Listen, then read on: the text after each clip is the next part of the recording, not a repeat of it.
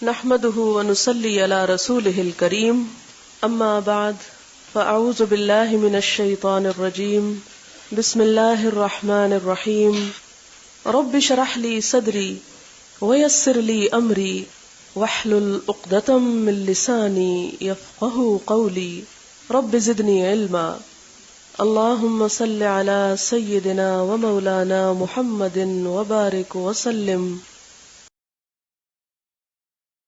رہے گی. باب الوضوء من النوم، نیند سے وضو کرنا. ومن لم یر من النعسۃ، اور جس نے نہ سمجھا اونگ سے، والنعستین اور دو اونگوں سے، او الخفقۃ یا سر کو جھٹکا لگنے سے، وضوء ان وضو، یعنی ایک دفعہ یا دو دفعہ انسان اونگ جائے بیٹھے بیٹھے، یا اتنا ہو کہ سر نیچے گرے تو انسان کو ایک دم جھٹکا لگ کے آنکھ کھلے، تو ایسی صورت میں وضو ٹوٹتا ہے یا نہیں. تو بات یہ ہے کہ اگر کوئی لیٹ جائے اور سو جائے تو وضو ٹوٹ جاتا ہے، لیکن اکثر ائمہ کا خیال کیا ہے کہ اگر بیٹھے بیٹھے جیسے مسجد میں خطبہ سن رہے ہیں، خاص طور پہ آپ دیکھیں کہ جب لوگ حج کو جاتے ہیں اور عرفات کے میدان میں تپتی دوپہر کو دھوپ کے بعد اندر اگر مسجد میں جا بیٹھے ایئر کنڈیشن میں، تو کیا ہوتا ہے، خود بخود نیند آنے لگتی ہے کوشش کے باوجود بھی. اب ایسے میں اگر کوئی شخص دوبارہ وضو کے لیے نکلتا ہے تو اس کے لیے ناممکن ہے، نماز ہی مس کر دے گا، کیونکہ بہت دور دور ٹوائلٹس میں بہت رش ہوتا ہے. ایسے میں کیا حکم ہے کہ اگر وہ شخص لیٹا ہوا نہیں، لیٹ گیا تو گیا وضو، لیکن اگر وہ بیٹھا ہوا اور بیٹھے بیٹھے ایک دو جھٹکے آ جاتے ہیں یا سر اس کا ایک دم نیچے کو ہو جاتا ہے، تو اس میں وضو کی ضرورت نہیں ہوتی. حدثنا عبداللہ ابن یوسف قال اخبرنا مالک عن ہشام عن ابیہ عن عائشہ ان رسول اللہ صلی اللہ علیہ وسلم قال اذا نعس احدکم، جب اونگ ہے تم میں سے کوئی ایک، وہو یصلی، اور وہ نماز پڑھ رہا ہو. بعض اوقات نیند کے غلبے میں نماز میں بھی اونگ آ جاتی، خاص طور پہ تراویح میں. فلیرقد، بس چاہیے کہ سو جائے. حتی یذهب عنہ النوم، یہاں تک کہ اسے نیند چلی جائے، اور پھر صبح اٹھ کے اور پڑھ لے. فإن أحدكم، کیونکہ تم میں سے ایک، اذا صلی، جب نماز پڑھے، وهو ناعس، اور وہ اونگ رہا ہو، لا يدری، وہ نہیں جانتا، لعلہ یستغفر، شاید کہ وہ استغفار کر رہا ہو، فیسب نفسہ، اور وہ اپنے آپ کو گالی دے رہا ہو. یعنی اس کو نہیں پتا کہ وہ اپنے لیے استغفار کر رہا ہے یا کچھ اور مانگ رہا ہے. یعنی جب انسان کے ہوش و حواس اس کا ساتھ نہ دے تو زبردستی نماز نہ پڑھی جائے. لیکن اس چیز کو عادت نہ بنا لیا جائے کہ وہ اجازت ہے کہ اگر نیند آ رہی ہے تو انسان پہلے سو جائے، کیونکہ خصوصاً عشاء کی نماز پڑھے بغیر سونے کو سخت ناپسندیدہ کہا گیا. تو اگر ڈر ہو تو انسان پہلے ہی پڑھ لے. پھر یہاں تک کہ ایک صحابی کو آپ نے جمع کرنے تک کی اجازت دے دی تھی، اس وجہ سے کہ وہ سارا دن ایسے کام کرتے تھے کہ جس کے بعد مغرب کے بعد عشاء تک جاگنا ان کے لیے محال تھا. اس سے بہتر تھا کہ وہ قضا کرتے، انہیں اجازت دی گئی کہ وہ مغرب کے ساتھ ہی پڑھ لیں. وہ بھی آپ آگے کہیں پڑھیں. حدثنا ابو معمر قال حدثنا عبد الوارث قال حدثنا ایوب عن ابی قلابہ عن انس عن النبی صلی اللہ علیہ وسلم قال اذا نعس احدکم فی الصلاۃ فلینم، جب تم میں سے کوئی نماز میں اونگے تو سو جائے. حتی یعلم ما یقرأ، یہاں تک کہ وہ جان لے کہ کیا پڑھ رہا ہے. اس سے کیا پتہ چلتا ہے کہ نماز ہوش و حواس میں پڑھنی چاہیے، جیسے قرآن پاک میں بھی آتا ہے کہ لا تقربوا الصلاۃ وانتم سکارى حتی تعلموا ما تقولون، یہاں تک کہ تم جان لو جو تم کہتے ہو. باب الوضوء من غیر حدث، اگر وضو نہ ٹوٹے تو پھر وضو کر لے، کیا اس کی اجازت ہے؟ یعنی پہلا وضو ہے پھر ایک اور وضو کر لے، حدث کے بغیر ہی وضو کر لے. حدثنا محمد بن یوسف قال حدثنا سفیان عن عمرو بن عامر قال سمعت انسا تحویل وحدثنا مسدد قال حدثنا یحیی عن سفیان قال حدثني عمرو بن عامر عن انس قال كان النبي صلی اللہ علیہ وسلم يتوضا عند كل صلاۃ، کہ آپ صلی اللہ علیہ وسلم ہر نماز میں وضو کرتے تھے. قلت کیف کنتم تصنعون، میں نے پوچھا کہ تم کیا کرتے تھے. قال یجزئ احدنا الوضوء ما لم يحدث، کافی ہوتا تھا ہم کو وضو جب تک کہ وضو نہ ٹوٹتا. لیکن فتح مکہ کے روز آپ نے ایک وضو سے زیادہ نمازیں پڑھی، یہ اس لیے کہ امت پہ جواز ثابت ہو جائے. یعنی دونوں چیزیں درست ہیں. اگر کوئی شخص وضو پر وضو کر لیتا ہے تو بھی اس کا وضو درست ہے، اور اگر ایک وضو سے 2 یا 3 نمازیں پڑھنا چاہتا ہے اور وضو قائم رہتا ہے تو وہ اس کی بھی اجازت ہے، اس میں کوئی حرج نہیں. حدثنا خالد بن مخلد قال حدثنا سلیمان قال حدثني يحيى بن سعيد قال اخبرني بشير بن يسار قال اخبرني سويد بن نعمان قال خرجنا مع رسول الله صلى الله عليه وسلم عام خيبر حتى اذا كنا بالصحباء صلى بنا رسول الله صلى الله عليه وسلم العصر فلما صلى دعا بالأطعمة فلم يؤت الا بالسبيق فاكلنا وشربنا ثم قام النبي صلى الله عليه وسلم الى المغرب فمدمد ثم صلى لنا المغرب ولم يتوضا. یہ حدیث گزر چکی ہے. باب من الکبائر اللہ یستتر من بولہ، کبیرہ گناہوں میں سے ہے پیشاب کی چھینٹوں سے نہ بچنا. بڑی اہم حدیث ہے اور بہت کیئر کرنے کی ضرورت ہے. یستتر سطر سے ہے. سطر کا مطلب ہوتا ہے نا کوئی ایسی چیز جو رکاوٹ ڈالے. تو جو نہ رکاوٹ ڈالے پیشاب کی چھینٹوں اور کپڑے میں تو اس کا کیا معاملہ ہوگا. کسی حدیث میں لا یستبرئ بھی آتا ہے, لا یستنزہ بھی آتا ہے اور لا یستتر بھی آتا ہے. اور لا یستتر کا کسی نے مانا یہ بھی کیا کہ پیشاب کے وقت پردہ نہ کرے, یعنی سب کے سامنے ہی بیٹھ جائے یا اس طرح, لیکن یہ ضعیف قول ہے. اصل معنی یستتر کا یہی ہے کہ پیشاب کی چھینٹوں سے نہ بچنا. حدثنا عثمان قال حدثنا جریر عن منصور عن مجاہد عن ابن عباس قال مر النبی صلی اللہ علیہ وسلم بحائط, نبی صلی اللہ علیہ وسلم ایک باغ کی دیوار کے پاس سے گزرے, من حیطان المدینہ تھے, مدینہ کے باغوں میں سے, او مکہ تھا یا مکہ کے. اصل میں حائط کہتے ہیں دیوار کو, لیکن دیوار کسی گھر کی نہیں بلکہ باغ کی, یا ایسا باغ جس کی دیوار ہو, اور خاص طور پر وہ کھجوروں کا باغ ہو, بستان من النخل, جبکہ اس کی دیوار بھی ہو. تو کیا ہوا کہ آپ صلی اللہ علیہ وسلم گزرے, فسمع صوت انسانین, تو آپ نے دو انسانوں کی آواز سنی, یعذبان فی قبورہما, جو عذاب دیے جا رہے تھے اپنی قبروں میں, کیونکہ آپ کو وہ چیزیں سنوا دی جاتی تھی جو عام بندے نہیں سنتے تھے. فقال النبی صلی اللہ علیہ وسلم, آپ صلی اللہ علیہ وسلم نے فرمایا, یعذبان وما یعذبان فی کبیر, عذاب دیے جا رہے ہیں دونوں اور نہیں عذاب دیے جا رہے کسی بڑی بات میں, کو بہت بڑے گناہ میں نہیں. ثم قال بلا کان احدہما, ہاں ان دونوں میں سے ایک, لا یستتر من بولہ, پیشاب کی چھینٹوں سے نہیں بچتا تھا. وکان الآخر, اور دوسرے کا مسئلہ کیا تھا, یمشی بالنمیمہ, وہ چغل خوریاں کرتا تھا. اب اس میں آپ دیکھیں کہ چغل خوری اور غیبت میں کیا فرق ہے. غیبت جسٹ سمپل بیک بائٹنگ ہے کسی کی, لیکن چغل خوری کیا ہے, کسی کے خلاف دوسرے کو بھڑکانے کے لیے اس کی غیبت کی جائے. یعنی غیبت بھی بری ہے, چغل خوری اس سے بری ہے. یعنی غیبت تو بعض اوقات انسان صرف اس لیے کرتا ہے کہ اپنی برات ظاہر کرتا ہے, اپنے آپ کو سچا ثابت کرتا ہے, دوسرے کو ڈیگریڈ کرنا چاہتا ہے. لیکن نمیمہ کیا ہے کہ فساد بھی مزید ڈلوانا چاہتا ہے. تو دوسرے کا قصور کیا تھا, دوسرے کا گناہ کیا تھا کہ وہ چغل خوری کرتا تھا. ثم دعا بجریدۃ, پھر آپ نے منگوائی ایک کھجور کی ٹہنی. جریدہ, جردہ کا مطلب ہوتا ہے ننگا ہونا, یعنی اس پہ پتے نہ ہو, خالی ٹہنی. فکسرہا, پھر آپ نے اس کو توڑا, کسرتین, دو ٹکڑوں میں. فوضع علی کل قبر, رکھ دیا اوپر ہر قبر کے, منہما, ان دونوں میں سے, کسرتن, ایک ایک ٹکڑا. فقیل لہ, تو آپ سے پوچھا گیا, یا رسول اللہ لما فعلت ھذا, یا رسول اللہ صلی اللہ علیہ وسلم آپ نے ایسا کیوں کیا, یہ ٹہنیاں کیوں لگائی ہیں آپ نے. قال صلی اللہ علیہ وسلم, آپ نے فرمایا, لعلہ ان یخفف عنہما, شاید کہ ان دونوں سے ہلکا کر دیا جائے, ما لم تیبسا, جب تک یہ دونوں خشک نہ ہوں, یعنی جب تک یہ ٹہنیاں ہری ہیں شاید ان کا عذاب کم کر دیا جائے. اب اس میں آپ دیکھیں, ایک تو آپ نے شاید فرمایا, اور دوسرا ایک خاص لمٹ تک, اور کتنے دن وہ گیلی رہیں گی. اب اس چیز کو سامنے رکھ کر ہم لوگوں نے کیا کرنا شروع کر دیا کہ اپنی قبروں کے اوپر پھول بھی ڈالے, پتے بھی ڈالے, سبزہ بھی اگایا, لیکن اندر کے لیے کوئی کام نہ کیا, چغلیاں بھی کی اور نجاست کا بھی کوئی دھیان نہ رکھا. یعنی بعض لوگ کہتے ہیں نا جی اس سے جواز ملتا ہے کہ قبر کے اوپر آپ سبزہ اگا لیں یا سبزہ لگا لیں یا پھول ڈال لیں. چلے بھی مان لیا کہ اس سے جواز نکلتا ہے, لیکن اس حدیث کے بیان کرنے کا مطلب یہ تو نہیں تھا کہ آپ پھول ڈالنے پہ تو پوری توجہ رکھیں اور سبزہ اگانے پہ تو پورا کنسرن ہو آپ کا, لیکن ان کاموں سے نہ بچیں جو عذاب قبر کا سبب ہے. یعنی ہونا تو یہ چاہیے کہ وہ کام ہی نہ کیے جائیں کہ جس کی وجہ سے اس مصیبت میں انسان جا پڑے. اچھا, اب سوال یہ پیدا ہوتا ہے کہ اتنی بڑی کیا بات ہے پیشاب کے چھینٹے, اس لیے کہ جب وہ کپڑوں پہ پڑ جاتے ہیں تو کوئی نماز ہی قبول نہیں. آپ کی جب نماز ہی قبول نہیں تو آپ کے لیے بخشش کس چیز میں, کیونکہ نماز تو پہلی چیز ہے بخشش کی. اور پھر اس میں ایک اور بات یہ بھی پتہ چلتی ہے کہ یہ قبر والے مسلمان تھے, کیونکہ اگر کافر ہوتے تو آپ فرماتے کہ ان کے کفر کی وجہ سے ان کو عذاب ہو رہا ہے. آپ نے کفر نہیں سبب بتایا, پیشاب اور چغل خوری بتایا. بعض لوگوں نے کہا جی وہ ٹہنی سبز رہنے کی بات اس لیے کی کہ سبز ٹہنی تسبیح کرتی ہے. نہیں, کائنات کی ہر چیز تسبیح کرتی ہے. یہ آپ صلی اللہ علیہ وسلم کا ایک اجتہاد تھا. آپ نے یعنی اس عذاب کو کم کرنے کے لیے جو آپ کو تدبیر سمجھ آئی وہ آپ نے اختیار کی کہ شاید اس سے کچھ فائدہ ہو جائے. یہ نہیں کہا اس سے فائدہ ہوگا, فرمائے شاید, جب تک یہ سبز رہے.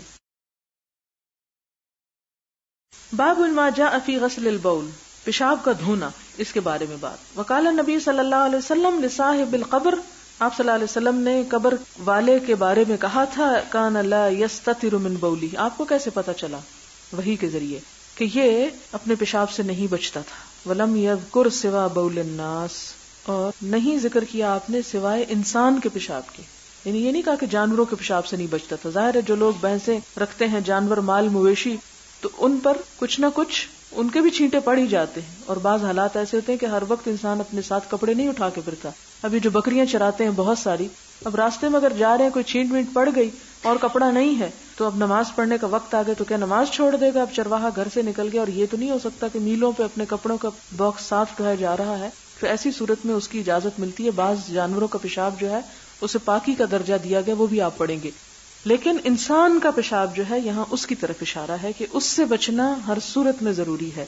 اس میں آپ دیکھیں کہ خصوصاً ہمارے ہاں جو بیٹھ کے نیچے بنے ہوئے ہوتے ہیں ٹوائلٹ، یعنی ایسٹرن قسم کے، ان میں تو خاص طور پر سخت نجاست ہوتی ہے اور چھینٹے جو ہے سارے فرش پہ چلے جاتے ہیں. تو اس سلسلے میں مسلمانوں کو ایسی چیزیں ایجاد کرنی چاہیے یا ایسی چیزیں رکھنی چاہیے کہ جس کی وجہ سے خصوصاً کموڈ میں اس سے بچت ہو جاتی ہے. لیکن یہ کہ پوری احتیاط کے ساتھ بیٹھنا چاہیے اور اگر کوئی شک گزرے تو اس کو صاف کر لینا چاہیے. اور اس میں یہ ہوتا ہے نا کہ جب انسان نجاست کی پاکی کا یقین نہیں ہوتا تو نماز اور عبادات جو ہیں وہ بے روح ہو جاتی ہیں، وہ سب کچھ ہی پھر خراب ہو جاتا ہے. اس لیے ابتدا سے ہی برائی کی جڑ کاٹی گئی. حدثنا یعقوب بن ابراہیم قال حدثنا اسماعیل بن ابراہیم قال حدثني روح بن القاسم قال حدثني عطاء بن ابی میمونة عن انس بن مالک قال كان النبي صلی اللہ علیہ وسلم اذا تبرز لحاجته، کہ نبی صلی اللہ علیہ وسلم جب اپنی رفع حاجت کے لیے نکلتے، اتیتہ بماء، میں لاتا آپ کے پاس پانی، فیغتسل به، تو آپ اس سے دھوتے تھے. یعنی نہاتے نہیں تھے. اس کا ترجمہ یہ نہیں بنتا کہ کوئی رفع حاجت کے بعد نہانا شروع کر دے. یہاں مراد یہ ہے کہ استنجا کیا کرتے تھے اس پانی سے. یعنی یہ حدیث اس لیے لائے ہیں کہ پتہ چلے کہ رفع حاجت کے بعد دھونا جو ہے وہ ضروری ہے یا افضل ہے یا بہتر ہے یا دھونا ثابت ہے. حدثنا محمد بن المثنى قال حدثنا محمد بن خازم قال حدثنا الأعمش عن مجاهد عن طاووس عن ابن عباس قال مر النبي صلى الله عليه وسلم بقبرين فقال إنهما ليعذبان وما يعذبان في كبير أما أحدهما فكان لا يستتر من البول وأما الآخر فكان يمشي بالنميمة ثم أخذ جريدة رطبة فشقها نصفين. یہ حدیث پیچھے گزر چکی ہے، تھوڑے سے الفاظ میں فرق ہے. جریدتن ہے وہاں اور یہاں جریدتن رطبتن، یعنی تر شاخ، سبز شاخ آپ نے لی. فشقها وہاں کسر رہا ہے، یہاں شقها ہے، معنی ایک ہی ہے کہ اس کو توڑا. نصفین، دو حصوں میں. فغرز، پھر آپ نے گاڑ دیا. فی کل قبر واحدتن، ہر قبر پر ایک ایک، یعنی ایک ٹہنی کو دو حصوں میں کر کے ایک ایک قبر پہ لگا دیا. قالوا یا رسول اللہ لما فعلت هذا قال لعله يخفف عنهما ما لم ييبسا، وہاں پر تئی بسا ہے، یہاں یہی بسا ہے، معنی ایک ہی ہے. قال ابن المثنى وحدثنا وكيع قال حدثنا الأعمش قال سمعت مجاهدا مثله. کہ اس حدیث کی اور بھی یہ روایات ہیں. یہاں الفاظ کا فرق اس لیے کہ دو مختلف راوی ہیں جنہوں نے روایت بالمعنی کی ہے، جس کی وجہ سے الفاظ میں کچھ فرق آ گیا ہے، معنی ایک ہی بنتا ہے. باب ترک النبی صلی اللہ علیہ وسلم والناس الاعرابی حتی فرغ من بوله فی المسجد. باب چھوڑ دینا نبی صلی اللہ علیہ وسلم کا اور لوگوں کا، اعرابی یعنی گنوار کو، بدو کو، اس شخص کو جو کسی دیہات سے آیا تھا، حتی فرغ من بوله فی المسجد، یہاں تک کہ مسجد میں پیشاب سے وہ فارغ ہو جائے. حدثنا موسى بن اسماعیل قال حدثنا حمام قال اخبرنا اسحاق عن انس بن مالک ان النبي صلی اللہ علیہ وسلم رأى اعرابیا، کہ آپ صلی اللہ علیہ وسلم نے ایک اعرابی کو دیکھا. ان کے بارے میں آتا ہے کہ یہ اقرا بن حابس یا عیینہ بن حصن تھا. یبول فی المسجد، کہ وہ پیشاب کر رہا تھا مسجد میں. فقال، تو آپ نے فرمایا، دعوہ، اس کو چھوڑ دو، یعنی کرنے دو. حتی اذا فرغ، یہاں تک کہ جب وہ فارغ ہو گیا، یعنی پیشاب کر چکا. دعا، تو آپ نے طلب کیا، بما، ان پانی. فصبہ علیہ، تو انڈیل دیا اس پر. اس سے آپ اندازہ کریں آپ صلی اللہ علیہ وسلم کے اخلاق کا. اس حدیث سے دو تین باتیں پتہ چلتی ہیں. ایک بات تو یہ پتہ چلتی ہے کہ مسجد اگرچہ پیشاب کرنے کی جگہ نہیں، لیکن اگر غلطی سے کوئی کر دے تو کیا مسجد پاک ہوتی ہے یا نہیں ہوتی، تو اسے پاک کیا جا سکتا ہے. اور پاک کرنے کے لیے کیا ضروری ہے کہ اس پہ پانی بہا دیا جائے. تو آپ صلی اللہ علیہ وسلم نے جب ایک بدو کو دیکھا کہ وہ ایسا کر رہا ہے تو اس کو فوری طور پر ڈانٹا نہیں، غضبناک نہیں ہوئے. صحابہ بھی اگر اٹھنے لگے تو ان کو بھی کیا فرمایا کہ تم چھوڑ دو، دعوہ، اسے کرنے دو. کیوں کہا کہ کرنے دو؟ حالانکہ ایک بہت غلط کام کر رہا تھا. اس لیے کہ اگر اس حالت میں اس کو ٹوکتے تو وہ اٹھ کے بھاگ پڑتا، جس کے نتیجے میں اگر وہ اپنا پیشاب کنٹرول نہ کرتا تو مسجد ایک جگہ سے نہیں کئی جگہ سے گندی ہو جاتی. دوسرا یہ ہے کہ اگر رفع حاجت کے موقع پر کسی شخص کو خوف زدہ کیا جائے تو وہ اس کے لیے کئی بیماریوں کا سبب ہو سکتی ہے بات. پھر اسی طرح یہ ہے کہ آپ صلی اللہ علیہ وسلم نے اس کے سامنے اس کو جب صاف کیا، خود پانی ڈال دیا، تو اس سے آپ اندازہ لگائیں کہ آپ خود ایک نمونہ بنے سب کے لیے کہ اگر کوئی ایسا کرے تو تم اس کے ساتھ ایسا کر لو. جیسا قرآن پاک میں آتا نا کہ ادفع باللتی ہی احسن، کہ برائی کو اس چیز سے دور کر دو جو اچھی ہے. یعنی اگر کہیں گندگی ہے، کہیں غلاظت ہے تو کیا کرو، اس پر اس کے مقابلے میں یا اس کے اوپر اچھی چیز لے آؤ، برائی خود بخود مٹ جائے گی. قرآن پاک میں ایک اور جگہ پر آتا ہے ان الحسنات یذہبن السیئات، کہ حسنات نیکیاں جو ہوتی ہیں وہ برائیوں کو لے جاتی ہیں. اور اسی کی تفسیر میں کہا کرتی ہوں عموماً کہ اتنے چراغ جلاؤ معاشرے میں کہ اندھیرے مٹ جائیں، بجائے اس کے کہ اندھیروں سے الجھا جائے اور صرف ان پہ تنقید کی جائے. اپنے حصے کا ایک چراغ روشن کر دیں اور ہر شخص اپنا اپنا چراغ روشن کر دے تو اندھیرا وہاں ٹک ہی نہیں سکتا. تو آپ صلی اللہ علیہ وسلم کا جو دعوت اور تعلیم کا طریقہ تھا وہ نہایت پازیٹیو تھا. اس میں خیر کو اتنا عام کیا گیا کہ شر ختم ہو گیا، خوشبو کو اتنا پھیلایا گیا کہ ہر قسم کی جو اسمیل تھی وہ ختم ہو کے رہ گئی. باب الصب الماء علی البول فی المسجد، یعنی مسجد میں پیشاب پر پانی بہا دینا. اور اس کے لیے وہی حدیث ہے تھوڑے سے الفاظ کے اختلاف کے ساتھ. حدثنا ابو الیمانی قال اخبرنا شعیب عن الزہری قال اخبرنی عبید اللہ بن عتبہ بن مسعود ان ابا ہریرہ قال قام اعرابی فبال فی المسجد فتناولہ الناس، تناولہ الناس پکڑنے لگے اس کو لوگ. فقال لهم النبی صلی اللہ علیہ وسلم، تو نبی صلی اللہ علیہ وسلم نے فرمایا دعوہ وحریقوا علی بولہ سجلا من ماء، سجلا یعنی ڈول، ایک پانی کا بڑا ڈول بھر کے ڈال دو، او ذنوبا، ذنوب بھی ڈول کو کہتے ہیں، من ماء پانی کا.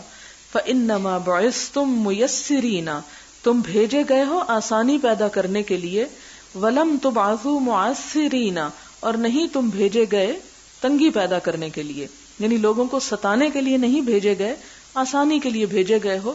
لہٰذا اس اعرابی کی غلطی پر اسے چھوڑ دو اور اس کے لیے وہ رستہ اختیار کرو اس غلطی کو دور کرنے کا کہ جس سے حالات درست ہوں. ورنہ ہوتا کیا کہ اگر گنوار اور جنگلی جو لڑنے جھگڑنے کے عادی، اور اب بھی آپ دیکھیں کہ دیہاتی لوگوں کے جو اخلاق اور طور طریقے ہوتے ہیں وہ مختلف ہوتے ہیں شہر کے لوگوں سے، ان کے اندر درستگی ہوتی ہے، کرختگی ہوتی ہے. اگر وہ اس پہ پل پڑتے یعنی صحابہ کرام تو جواباً وہ بھی مارنے لگ جاتا اور مسجد میں ایک ہنگامہ کھڑا ہو جاتا، جو جھگڑا فساد ہو جاتا. تو ایسی نیکی کرنے سے پرہیز کرنا چاہیے جس کے نتیجے میں فساد پیدا ہو. حدثنا عبدان قال اخبرنا عبد اللہ قال اخبرنا یحیی بن سعید قال سمعت انس بن مالک عن النبی صلی اللہ علیہ وسلم، یعنی حدیث اسی طرح حضرت انس نے بھی روایت کی. حدثنا خالد قال وحدثنا سليمان عن يحيى بن سعيد قال سمعت انس بن مالك قال جاء اعرابي فبال في طائفة المسجد، طائفہ یہاں بمانا کونے کے، مسجد کے ایک حصے میں پیشاب کرنے لگا. فزجرہ الناس، تو لوگ اس کو ڈانٹ ڈپٹ کرنے لگے. فنہاہم النبی صلی اللہ علیہ وسلم، آپ نے ان کو منع کیا. فلما قضا بولہ، جب وہ پیشاب کر چکا، امر النبی صلی اللہ علیہ وسلم بذنوب من ماء فحرق علیہ، آپ نے پانی لانے کو کہا اور اس پہ بہا دیا گیا. اس سے ایک اور بات خصوصاً خواتین کو قابل غور ہے، میں نے کئی عورتوں کو دیکھا ہے کہ اگر بچے کہیں پیشاب کر دیں تو مائیں ان کو مارنا شروع کر دیتی ہیں. کبھی بھی بچہ اگر کسی ایسی جگہ پہ پیشاب کر دے جہاں اسے نہیں کرنا چاہیے تھا تو اس کا مطلب ہے کہ بچے کو پتہ نہیں ہے، ابھی اس کی ٹریننگ نہیں ہوئی. تو اس میں قصوروار ماں ہے نہ کہ بچہ. لیکن مائیں اپنی شرمندگی چھپانے کے لیے بچوں کو ڈانٹ ڈپٹ اور مار پیٹ شروع کر دیتی ہیں، جس سے ان کی شخصیت پر بہت منفی اثرات پڑتے ہیں. اگر ابتدا سے ہی بچے کو ماں توجہ دے اور اس کو ٹریننگ شروع کر دے تو بچہ بہت جلد عادی ہو جاتا ہے اور اس کو پتہ چل جاتا ہے کہ کہاں اس کو پیشاب کرنا اور کہاں نہیں کرنا.